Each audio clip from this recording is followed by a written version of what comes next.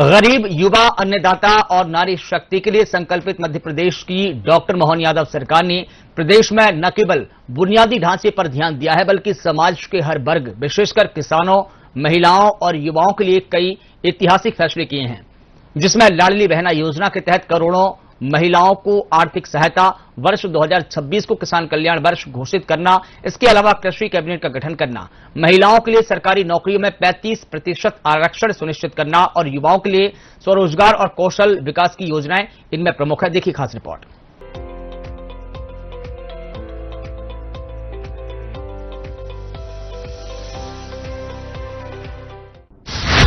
किसान कल्याण के लिए राज्य में वर्ष 2026 को किसान कल्याण वर्ष के रूप में मनाया जा रहा है।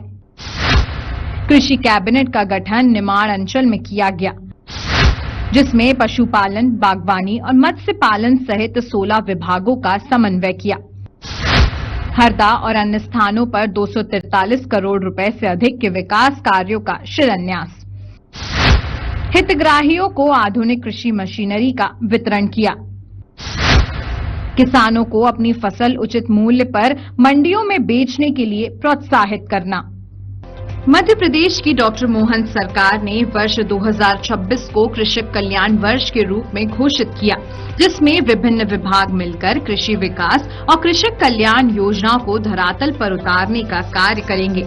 वहीं किसान कल्याण वर्ष 2026 के अंतर्गत जनजातीय क्षेत्र बड़वानी में पहली बार कृषि कैबिनेट का भी आयोजन किया गया, जिसमें किसानों के कल्याण के लिए अभूतपूर्व फैसले भी लिए गए। पहली कृषि कैबिनेट में कृषि, सिंचाई, पशुपालन, मत्स्य और सहकारिता से संबंधित 27,500 करोड़ रुपए की विभिन्न योजनाओं को स्वीकृति प्रदान की गई। इन योजनाओं में स्वीकृत की गई राशि अगले 5 वर्षों में व्यय की जाएगी। वहीं सरकार ने रबी सीजन 2026-27 के लिए गेहूं के न्यूनतम समर्थन मूल्य पर 40 रुपए प्रति क्विंटल का बोनस देने का निर्णय लिया, जिसके बाद किसानों को गेहूं के लिए 2,625 रुपए प्रति क्विंटल की दर से भुगतान किया जाएगा। उड़द की खरीद पर 600 प्रति क्विंटल का विशेष बोनस घोषित किया गया है। साथ ही दूध उत्पादन को बढ़ावा देने के लिए प्रति लीटर 2.50 से 8.50 रुपए तक प्रोत्साहन राशि देने का फैसला किया और मत्स्य पालन को बढ़ावा देने के लिए 100 करोड़ रुपए का प्रावधान किया गया।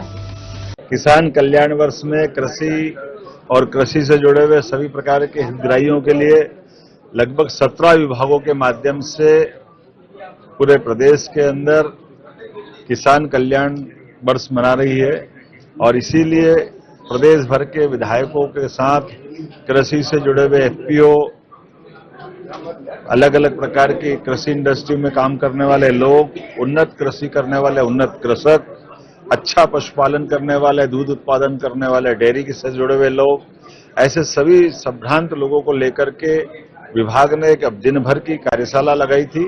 उस कार्यशाला के माध्यम से मत्स्य उत्पादन, दूध उत्पादन, फलोद्यान और कोऑपरेटिव से लगा करके सभी सेक्टर से जिस प्रकार से लोगों की जिंदगी बेहतर हो, फूड प्रोसेसिंग, टूरिज्म, हर क्षेत्र से बिजली में भी नवकरणीय ऊर्जा और रेगुलर हमारी जो बिजली होती है उसमें भी हमारे किसानों की आय कैसे बढ़े, उनकी आमदनी बढ़े, इस दृष्टि से काफी अच्छी कार्यशाला हुई और मैं बधाई देना चाहूंगा। सब विभागों ने अच्छी मेहनत की और ये हमारा अपना प्रदेश स्तर की कार्यशाला, इसके बाद जिले स्तर की और विधानसभा स्तर तक अलग अलग सारे विभागों के आने वाले 2083 विक्रम संवत तक अर्थात मार्च 2026-27 तक के टारगेट भी दिए हैं और इस पर हम काम भी कर रहे हैं।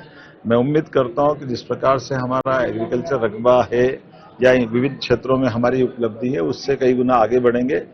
अपनी ओर से पूरे प्रदेश के किसान भाइयों को सबको बधाई। मुझे इस बात की प्रसन्नता है, किसान कल्याण वर्ष में जब हम यहाँ कार्यशाला लगा रहे हैं तो ऐसे में हमने माननीय प्रधानमंत्री जी को भी इस बात की जानकारी दी कि हम किसानों के लिए उनकी जो विशेष श्रेणी उन्हें जो 4 समाज में बांटी है, किसान, युवा, महिला, गरीब, ऐसे प्रत्येक वर्ग के लिए हम पूरे वर्ष के विविध कार्यक्रमों के बलबूते पर उनके बेहतरी के लिए काम कर रहे हैं। मुझे संतोष है कि हम इस पर ठोस काम कर रहे हैं और इसी के रिजल्ट भी अच्छा है।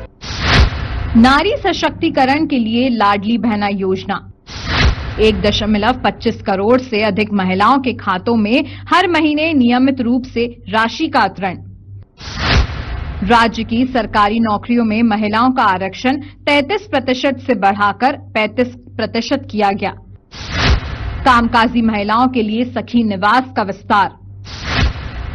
सशक्त नारी समर्थ नारी संवाद के माध्यम से महिला उद्यमियों को प्रोत्साहन। सामूहिक विवाह को बढ़ावा दिया गया। गरीब कल्याण के लिए आवास और सुविधाओं का विस्तार। मध्य प्रदेश की डॉक्टर मोहन यादव सरकार ने महिलाओं को सशक्त और आत्मनिर्भर बनाने के लिए कई क्रांतिकारी कदम उठाए। सरकार ने 2026 के बजट में महिलाओं के लिए 1.27 लाख करोड़ रुपए का विशाल बजट आवंटित किया गया। राज्य सरकार की सभी सीधी भर्तियों में महिलाओं के लिए आरक्षण 33% से बढ़ाकर 35% कर दिया गया। साथ ही लाडली बहना योजना की मासिक सहायता राशि को चरणबद्ध तरीके से बढ़ाते हुए 1500 कर दिया। सरकार में सूक्ष्म, लघु और मध्यम उद्योगों या स्वरोजगार से जुड़ी महिलाओं के लिए 5000 रुपए की विशेष प्रोत्साहन राशि की घोषणा की और कामकाजी महिलाओं के लिए सखी निवास का विस्तार किया। वहीं सरकार ने पेंशन नियमों में बदलाव करते हुए तलाकशुदा और परित्यक्ता बेटियों को भी अपने माता पिता की मृत्यु के बाद पारिवारिक पेंशन का पात्र माना।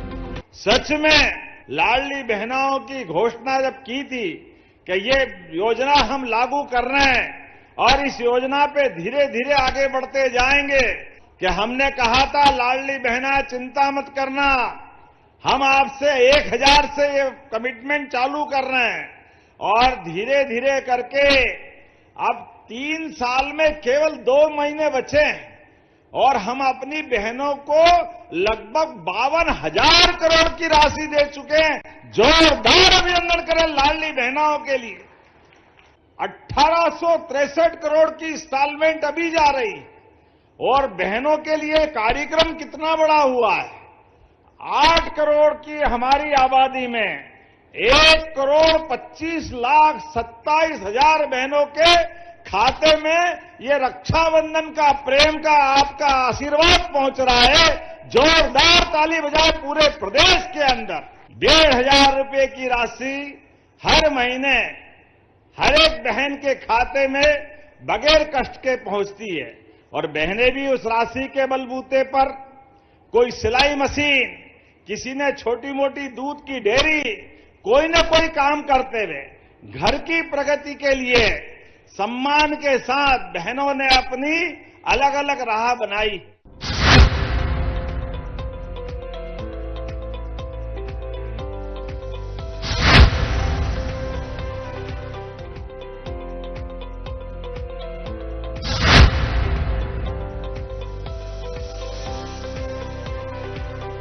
मोहन सरकार ने ग्रामीण और शहरी क्षेत्रों में बुनियादी सुविधाओं को मजबूत करने के लिए 5000 करोड़ से अधिक का प्रावधान किया। साथ ही कमजोर वर्ग के लिए स्वास्थ्य और शिक्षा के क्षेत्र में नई योजनाओं की घोषणा की। इसके साथ ही सरकार युवाओं को स्वावलंबी बनाने के लिए स्वरोजगार योजना पर जोर दे रही है। बजट 2026-27 में प्रधानमंत्री ग्राम सड़क योजना के अंतर्गत 2000 करोड़ रुपए का प्रावधान किया गया। सरकार के प्रयास से गांव-गांव तक बेहतर संपर्क और विकास की नई गति मिल रही है। आज इस आपके बीच में जब आया हूं तो सरकार की कुछ उपलब्धियों की बात भी करूंगा। हमारे बीच हमारी सरकार ने निर्णय किया है, ये हमारे गरीब भाई बहन सरकार बन गई मोदी जी के लिए। जोरदार ताली बजाओ। डबल इंजन की सरकार बनी नरेंद्र मोदी जी के लिए और नरेंद्र मोदी जी का संकल्प है हर एक व्यक्ति का जीवन खुशहाल होना चाहिए। इस देश के अंदर कोई गरीब बगैर मकान के नहीं रहेगा। सबको मकान पक्का देने का निर्णय हमारी सरकार का है। जोरदार अभिनंदन करो अपनी सरकार के निर्णय के लिए। 3 करोड़ मकान और बनाए जाएंगे। गरीब आदमी चाहे शहरी गरीब हो या ग्रामीण क्षेत्र का हो, सबको पक्के मकान देने का संकल्प हमारी सरकार का है। हमारी सरकार ने एक निर्णय और किया, हर घर जल और हर नल में जल, ये अभियान भी चल रहा है। आपके यहां पर भी 80% से ज्यादा अभियान चला है और बाकी के क्षेत्रों में भी। याद रखना, आपके पूरे पंचायतों के माध्यम से हर एक के जीवन में नल का जल और घर घर गैस का चूल्हा, जिससे अपना सबका जीवन बदला। लेकिन हाथ में रोजगार की आवश्यकता भी है। हमारे अपने जीवन में बगैर रोजगार के नहीं उद्धार। इसलिए बैतूल के अंदर भी भविष्य में कारखाने खोलने का हमने प्लान बनाया है, जिसके माध्यम से रोजगार का नया सृजन होगा।